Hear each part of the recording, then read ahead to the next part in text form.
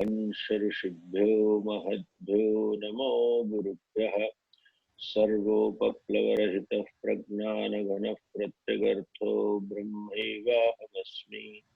ब्रह्मैवाहमस्मि ॐ शान्तिः शान्तिः शान्तिः श्रुतिस्मृतिपुराणानाम् आलयं करुणालयम् नमामि भगवत्पादं शङ्करं लोकशङ्करं शङ्करं शङ्कराचार्यं केशवं बादरायणं सूत्रभाष्यकृतौ वन्दे भगवन्तौ पुनः पुनः ईश्वरो गुरुरात्मेति मूर्तिभेदविभागिने व्योमवद्व्याप्तदेहाय दक्षिणामूर्तये नमः।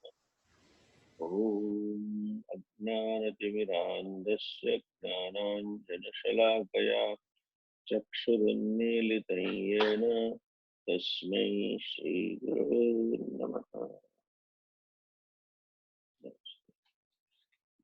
Nice. This human life is nothing but series of interactions. As such, any life, any living organization, any living organism has to interact with the world outside. But in case of human interaction, there is a twofold problem. One, that we interact out of our choice and we interpret the interaction subjectively. So partial interactions are also subjective and the interpretations of these interactions are also subjective. And more often than not, these interactions are not pleasant. And not only they are not pleasant, our subjective interpretation of this interaction is such that it leaves behind a sense of bitterness within, a sense of discontent, a sense of irritation, sense of anger, sometimes frustration, and the worst is sense of regret and shame. Quite rarely, though maybe, but they leave this sense within. This sense of disappointment, sense of frustration, discontentment, dissatisfaction often pushes the mind to reenact the whole situation, like a mono acting is a great actor mind itself. And not only it reenacts, it plays the role which it wanted to play. What I couldn't say then, what I couldn't do then, what I couldn't act upon the way which I felt like because of some limitations, either situational limitations or posed by my buddhi ultimately. That mind keeps on doing that thing, keeps on talking, keeps on repeating what all it wanted to tell, what all keeps on doing, what all it wanted to do. And these repetitions or this self-drama as the mono acting on the part of the mind further adds to that pain, further adds to that sense of discontentment, further adds to that sense of irritation or regret or hurt. And all these emotional issues, day in and day out, get piled up. Not only they get piled up, but then that pressure sometimes is so much that they get expressed out at a most inappropriate moment, in a most inappropriate situation, or in a most inappropriate with a person. And if not, this gives rise to further sense of failure, sense of dissatisfaction, and sense of hurt. All those feelings. This is the core person slowly evolved in course of time. As a baby, the core person is innocent. As a baby, the core person is fairly confident. The core person is fairly wanting to achieve certain things and is capable of achieving certain things. But as the person grows, as the person has more and more experiences, and as I said, subjective interpretation, when the person has so many things to do, so many goals to achieve, all these lead, build up a person, core person, that person who is from within, you can say shallow, from within, that core person is not strong enough to face his or her own factual challenges of life. And that again adds to. So all these keep on adding and adding and adding. And later on, he or she feels like committing suicide or one day or other. Now feels like running away from given situation, feels like disowning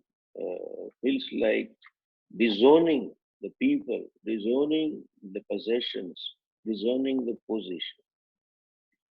This is partly because all of us have our own picture of a successful life. This is partly because all of us have our own image that that what I should be. This is that in that self-image is always the self-image which I have in my mind, the ideal self-image is always compared with this factual, so-called factual available I. And this image is often based on our own certain concepts, our own certain values, our own certain attitudes, what we picked up while doing our upbringing, or with the information input that we get when we grow. Keeping in view this picture, we keep on pursuing certain ends in life. We again keep on relating to the world in the when I said subjective way, that subjectivity in terms of relating to the world is often based on one's own picture. Like even here somebody wants as a picture that I should be a big businessman or I should be in this position in the corporate world or that I should be working in US. I don't want to live in India. Or this typical villager who migrate to the city. He or she has his own picture that I can be successful if I live in a city, if I possess certain things, if I enjoy certain things. So this picture, keeping in mind, we pursue these various ends. And in that pursuit, we have to deal with the world. So during the evolution, during our own growth, a picture, self-successful person's picture is created. And that picture often, sometimes situations are difficult. Sometimes people are difficult. Sometimes injustice has been done to me. It is appreciable. Some people misbehaving or not respecting my freedom or not respecting my likes and dislikes or my values. That's okay. But more often that constant comparison with the picture causes frustration within and causes inner pain. the sense of failure, the sense of not making the life, that sense feeling is there. And in spite of achieving certain ends, I have my own picture and I have fairly made to my subjective picture, but there is no sense that I have done it. Always there is a feeling that I am not up to it. I should be little more. This is okay, but that sense of but is always there. During the life journey, we keep on achieving many ends, which constituted that ideal picture. We keep on achieving many things and situations and relations which would have had an ideal person. But that picture about myself keeps on shifting, keeps on changing. And all at the time, we always feel that I have not made. Now, this situation has to be looked into, as I said, with a bigger picture. We have to look at our life with a bigger picture. Bigger picture means various ends that I pursue.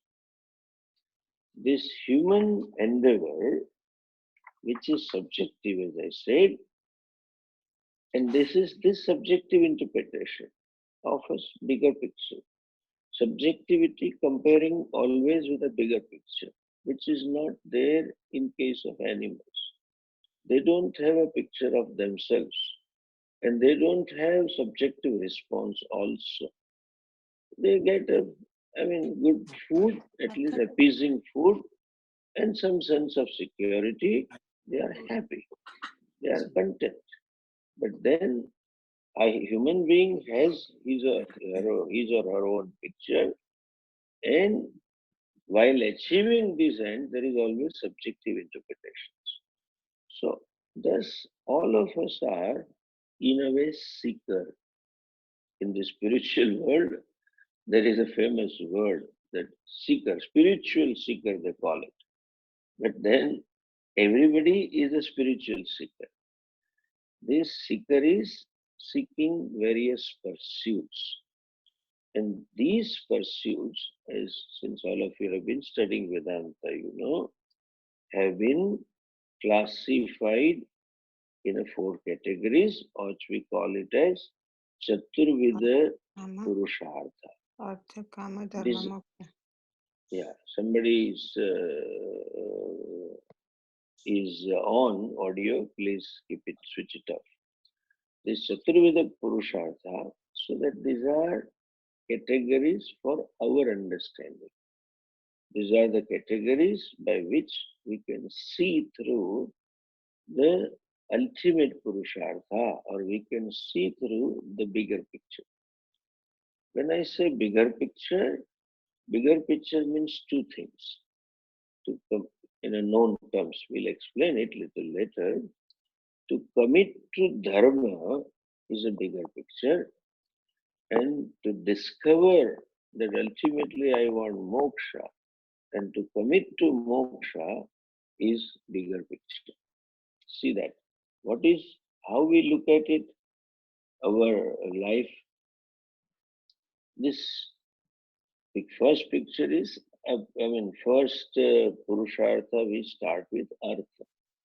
Though we say Dharma, Artha, Kama, Moksha, but every living organism, first of all, seeks Artha. Artha is in a sense of security. It is not object that one wants. Generally, Artha, we interpret money. Artha means a sense of security. Not only physical, but emotional also. Seeking relationships, certain relationships, is also seeking a sense of security. So, common sources where people look at and look them as a potential source of security are money, the wealth. They think money can give me security, or that is economic security primarily. But then that is a power also gives security. Fame also gives some degree of security.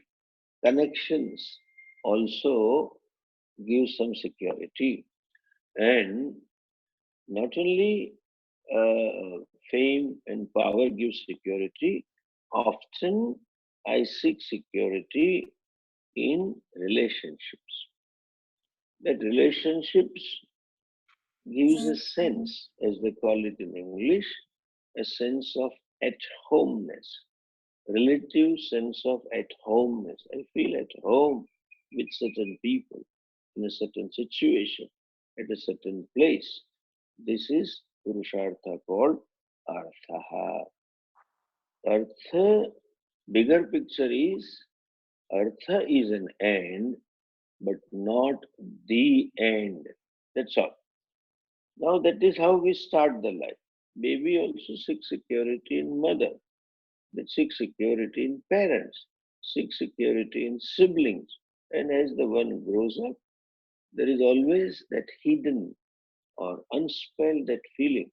Therefore, you find some people, in spite of the pain, in spite of the rough patches in the relationship, they just hold on to each other.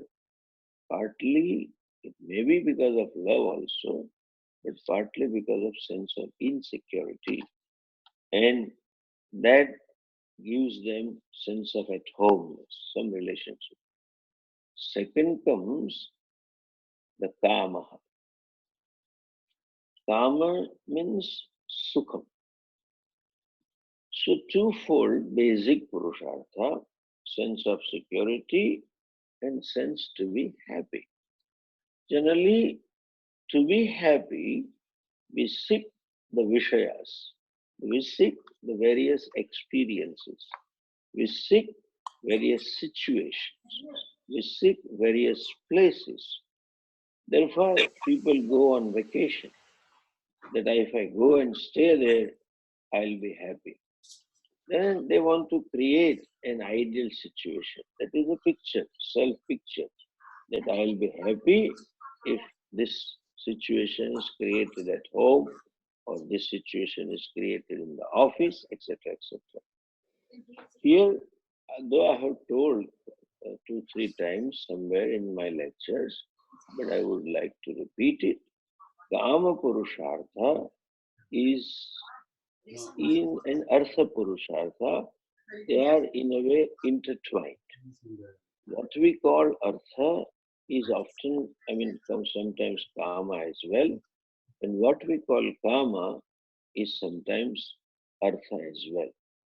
Like as I said, security in relationship, security in family. So that family which gives me security also gives me happiness. In a way, this Arthakama means security and Sukham are the two sides of the same coin. And this need for Kama at emotional level, sensual level is Vishaya Bhoga, but emotional level Kama is relationship. But this need grows. The need for emotional karma grows and it becomes varied as the person grows. In the childhood, the emotional need is only from the mother to some extent, or the father, or to little siblings. But when the person grows, it seeks that security from family. It feels happy from the family, from relationships, so-called the inner circle, so-called parivara. Though in our vernacular languages, parivara we means blood relationship, but parivara I can say in English, family and close friends, my circle that gives me joy. The when the child is young, The baby needs emotion, I mean, this karma more at a physical level, wants to hug mother, wants to be with mother, and mother also wants the baby with her. But as the child grows, becomes 25, 30, still that karma, sukham, that is there, emotional sukham, but that is not physical, emotional. By mere presence of a child in the home, by the presence of a child around gives sukham. So this is all emotional karma. Without any physical contact, the presence of a person gives a sense of happiness, sense of contentment, and this sense of achieving, that is also karma at the level of buddhi, or you can say karma at the level of ahankara. Even these video games, a bubble gum or something, when they give you score, when you hit the highest score, that makes one happy. Though the person has not enjoyed any vishaya for eyes or ears or nose or tongue, nothing, but then becomes happy. That is a karma of achievement. In a way, you can say that is ego satisfaction. The position is artha, security, but then it gives lot of sukham also to oneself that I have this particular position. And the fame, what they call it as a location, that people recognize me, people love me, or so somebody looks up to me, that itself is a great sukham. And it is so deep, there is a so much of deep sense of satisfaction, so much of deep sense of contentment given by that, by experience. I am known to such and such a person that people seek this karma even at a cost of indriya karma or emotional karma. Therefore, everybody tries to become celebrity. Why they want to be celebrity? Whatever little celebrity status I have, that gives me joy, that gives me happiness, that gives me sense of self-acceptance, that gives me a feeling of self-satisfaction. Yes, I am somebody. Because that comparison with that picture always gave me the feeling that I am not up to it. I am not up to it, meaning thereby I am not somebody, I am nobody.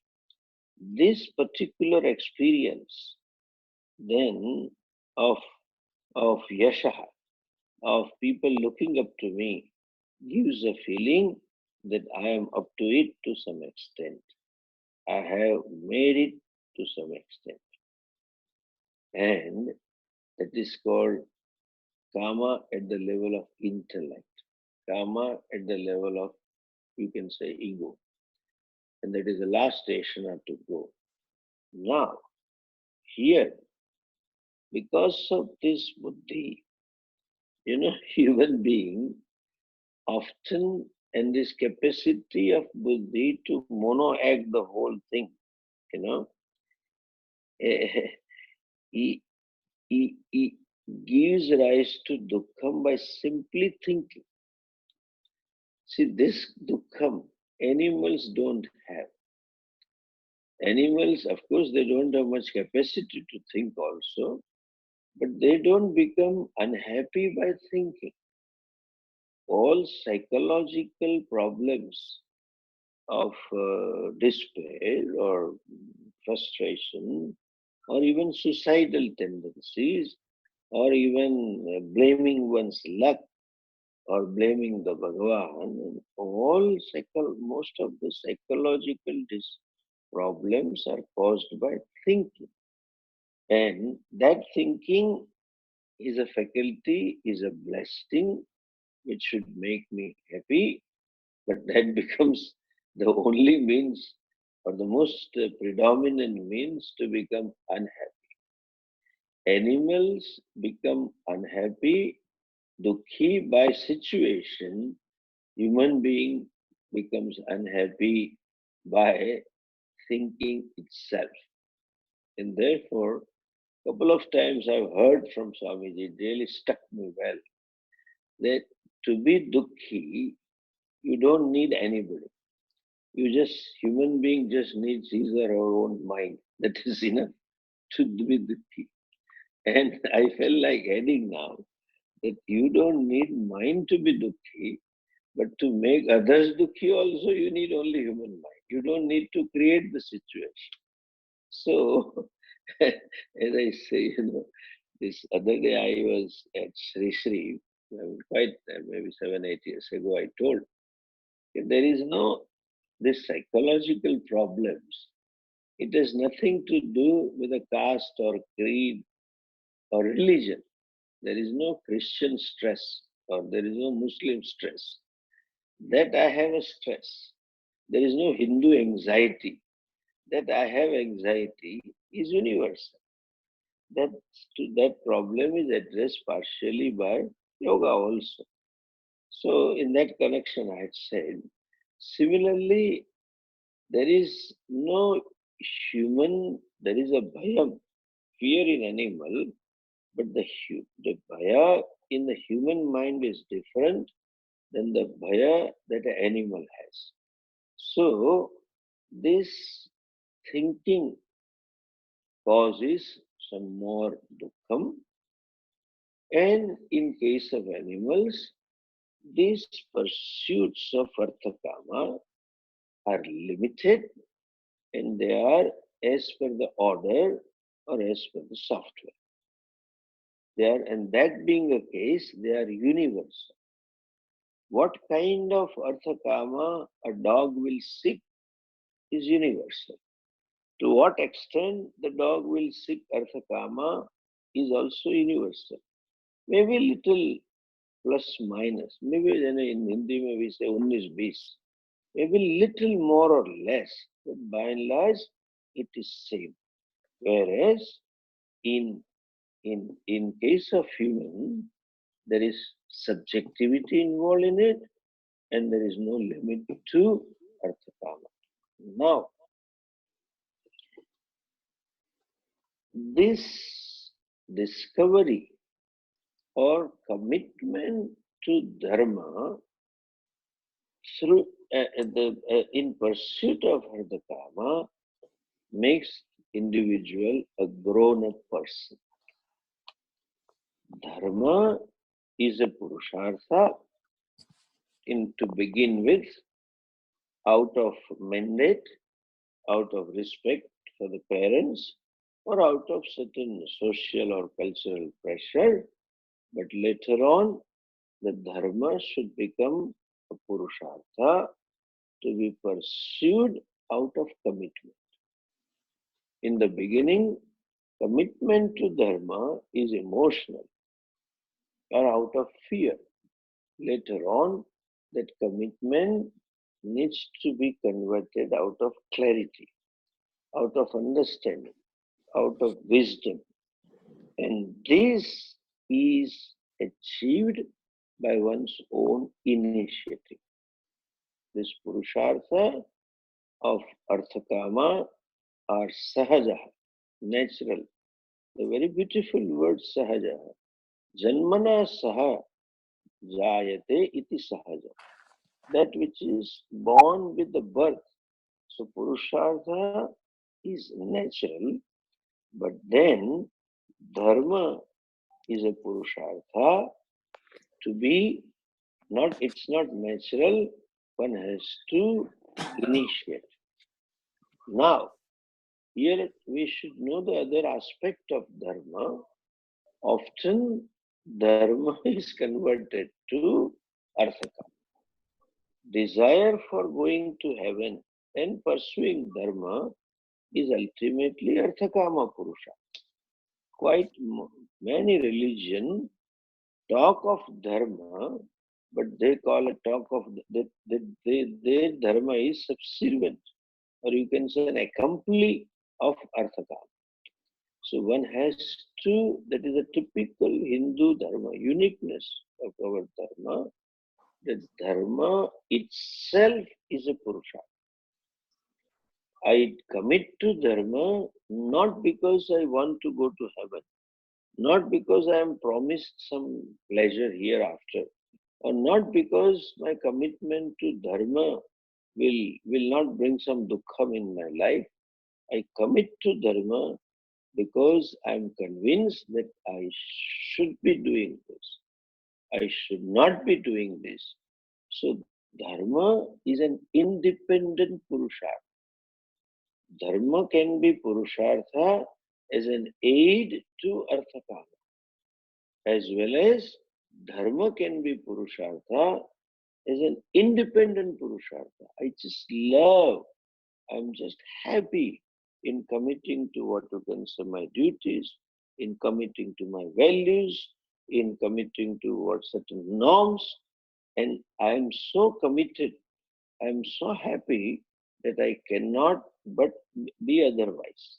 I can be only this. That is called self growth.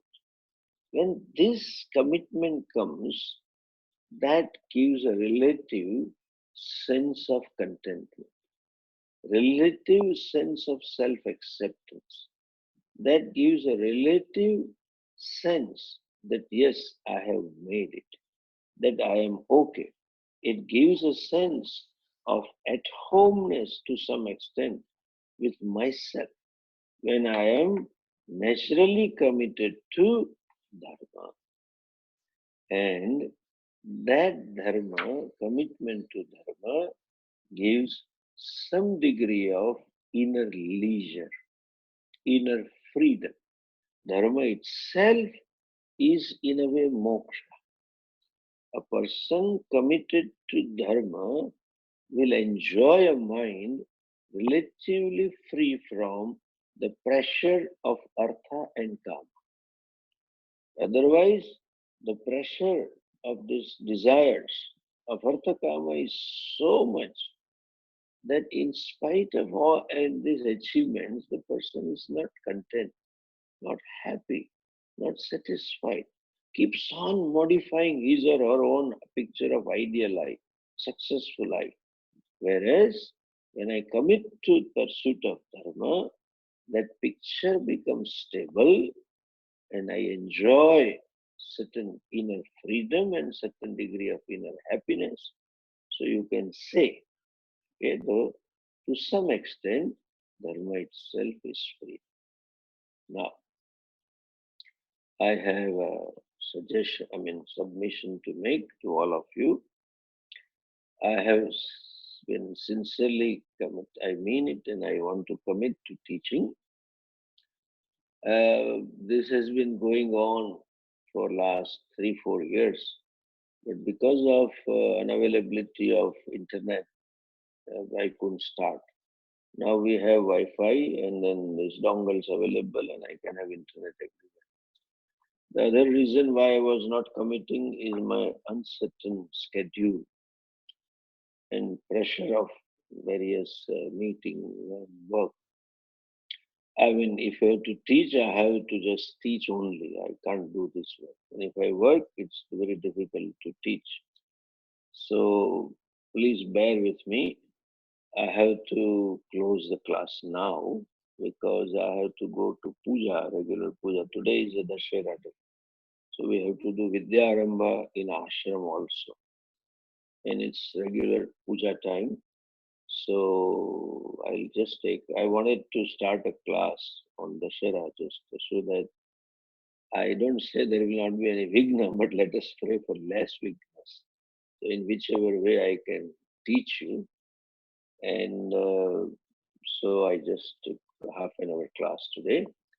I shall continue on 21st when we have next class. Again, you may have to bear with me. You may end up with having some disturbances. I have some meeting in recommitted meeting in Chennai, and next day I have to go to Bhopal. So I'm catching about 9:30 or 9:45 flight. just to commit to class, I'm taking late flight and I'll be reaching at midnight somewhere, and then next day catching Bombay reach and stay back at the airport and take a morning flight. But please bear with me. I'll try all the best my efforts to fix it up. I canceled one meeting in Chennai, which was 3 to 6 and then 7 to 9. I said, I'm not coming. So I'll find some quiet place on the airport. I'll leave by 7, go to airport and find a place and take a class. So just bear with me with this kind of things. But there was no flight later on available for me, and any which way I had to reach. I tried all connection via Indore, via Jaipur, so that I would drive 2 3 hours and all this, but nothing worked out. So finally, I committed. So that may happen, okay? Because I'm in Bhopal, and the next day I'm in Delhi, and then some other place. So just bear with me. Mostly we'll have 1 hour class complete, but in case the schedule creates problem, we may limit to 45 minutes or something, unless even in the launch you don't get